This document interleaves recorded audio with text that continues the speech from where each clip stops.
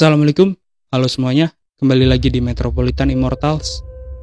Kalian udah pernah dengar cerita hantu yang badannya terbelah dua, boneka yang bisa menumbuhkan rambutnya sendiri? Ini dia, 5 cerita urban legend Jepang mengerikan yang menarik untuk kalian ketahui. Langsung saja, mari kita mulai.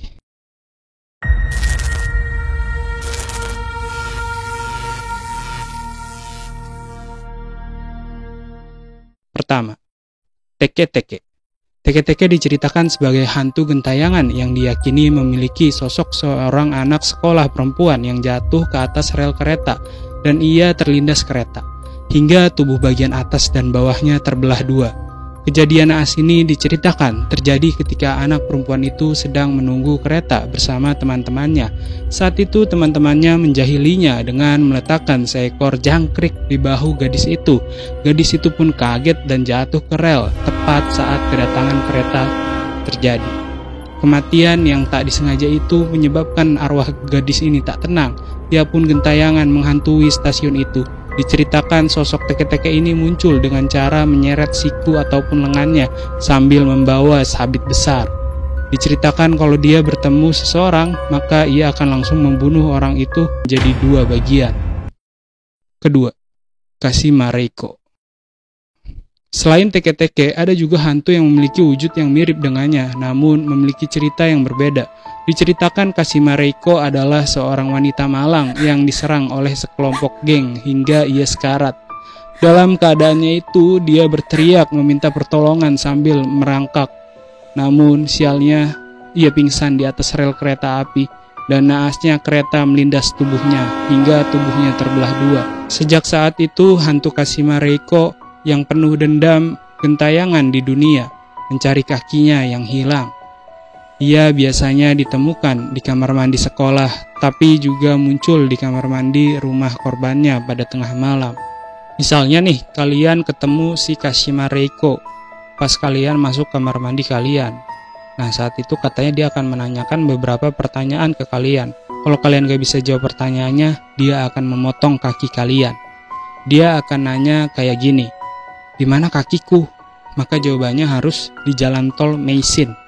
Terus dia tanya lagi, "Siapa yang kasih tahu kamu?" Kalian harus jawab, "Kashima Reiko yang kasih tahu." Terus dia juga akan tanya gini, "Apa kamu tahu nama aku?" Nah, pas ini kalian jangan jawab Kashima karena dia akan membunuh kalian.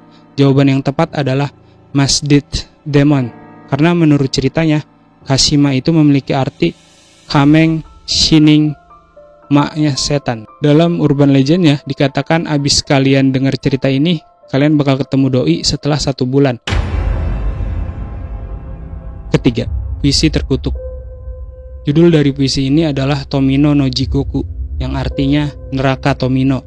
Neraka Tomino adalah puisi terkenal yang ditulis oleh Yaso Saijo, ditulis pada tahun 1919 setelah Saijo kehilangan keluarganya selama Perang Dunia Pertama.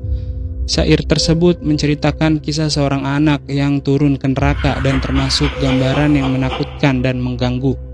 Bacaan awalnya kurang lebih terjemahannya kayak gini.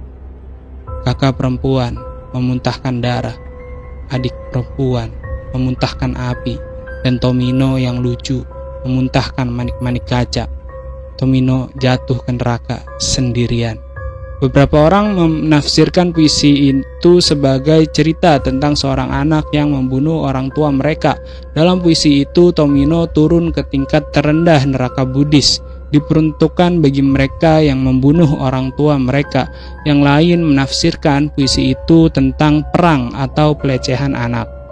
Dalam urban legendnya, puisi ini diyakini jika dibaca dengan keras, maka orang yang membacanya akan mengalami takdir yang mengenaskan. Keempat, Akamanto. Akamanto atau jubah merah adalah legenda urban Jepang tentang hantu yang bergentayangan di sekitar toilet sekolah. Ia menawarkan kertas merah atau kertas biru pada korbannya. Dalam versi lain dinyatakan bahwa ia akan bertanya kepada korbannya tentang jubah merah atau jubah biru. Seringkali diceritakan bahwa ia mengenakan topeng. Saat korban berada di toilet, biasanya pada bilik yang paling ujung, suara misterius si Akamanto itu akan terdengar. Mau kertas merah atau biru? Kalau korban jawab kertas merah, maka lehernya akan digorok sampai pakaiannya menjadi merah karena bersimbah darah. Kalau korban memilih kertas biru, maka leher korban akan dicekik sampai wajahnya membiru. Dikatakan kalau korban mencoba mengelabui jubah merah ini atau kamanto dengan menjawab warna selain yang ditawarkan, akan mengakibatkan diseretnya korban ke isekai atau dunia lain. Katanya sih jawaban yang tepat itu harus kita jawab begini. Gak perlu kertas. Kelima, boneka Okiku. Cerita ini bermula di Jepang pada tahun 1918, tepatnya di Hokkaido. Diceritakan seorang pemuda bernama Eikichi Suzuki membeli sebuah boneka tradisional Jepang untuk adiknya yang bernama Okiku. Okiku sangat menyukai boneka itu dan selalu bermain dengannya, bahkan selalu tidur dengan boneka itu, dan menamai boneka itu seperti namanya sendiri, yaitu boneka Okiku. Naasnya Okiku yang baru berusia 3 tahun saat itu meninggal karena demam yang sangat parah. Saat itu boneka Okiku ingin dikubur bersama dengan Okiku. Namun entah bagaimana karena alasan yang tidak terduga, boneka itu tidak dikubur bersama Okiku dalam peristirahatannya. Keluarganya menyimpan boneka yang sangat disukai putrinya itu dan menaruhnya di kuil kecil untuk mengenang putrinya. Suatu hari mereka sadar, boneka yang harusnya memiliki rambut gaya bob atau mangkok itu perlahan-lahan memanjangkan rambutnya sendiri. Ini ditafsirkan sebagai fenomena boneka yang dirasuki oleh roh dari putrinya yang tidak tenang karena boneka kesayangannya tidak menemaninya. Pada 1938 keluarga itu pindah dari Hokkaido, tapi mereka tidak membawa boneka itu, namun menyerahkannya ke kuil Mannenji dan memberitahu mereka tentang kengerian dari boneka itu. Menurut sumber yang gue baca, sampai saat ini boneka itu masih ada di kuil itu dengan rambut panjangnya yang udah mencapai lutut boneka.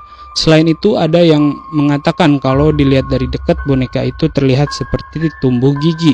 Teror dari boneka ini meneror pendeta di kuil itu dalam mimpi mereka. Ya, gimana pendapat kalian tentang 5 urban legend tadi? Apakah cukup mengerikan atau biasa saja? Tulis di kolom komentar ya. And don't forget to like, comment, subscribe, and share to your friends. And see you next time.